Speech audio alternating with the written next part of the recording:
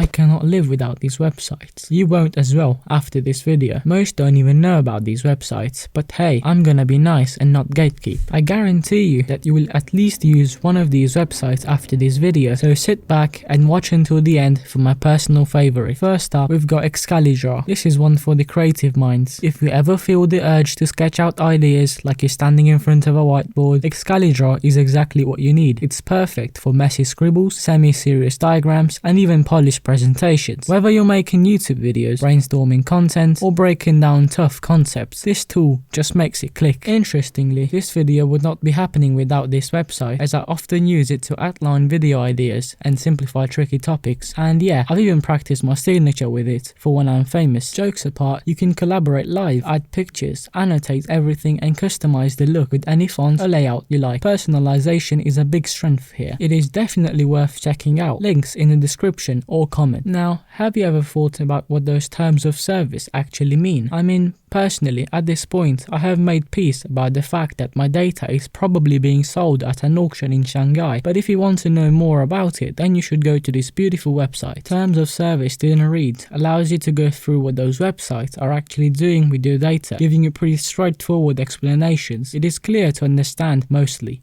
but I have been stuck on this one for some time. Is this like a pact with the devil? In general, it can give you a clear idea on who's doing what and can give you ideas about who can handle your data better. For example, Vivaldi browser seems like a good alternative to normal browsers. Perhaps we could explore that in another video. Let me know in the comments. Let's talk about a site with a slightly mysterious name. Now, you can pronounce it however you like, but trust me, this site is way more useful than what the name suggests. It gives you a live map and a list of important events happening across the globe. We're talking earthquakes, epidemics, industrial accident, and a lot more. It surprisingly does a better job than my local TV at informing me of what's happening around the world, as you probably did not know this had even happened. You can filter what you want to see and what you don't want to see, and I believe it is a quick, verified source to always be informed without having to spend hours watching news, and is always accurate most of the time. Like, I do not understand how this is news, but hey, it happens. If you are wondering on how I always manage to find the perfect words to hold up. Yeah.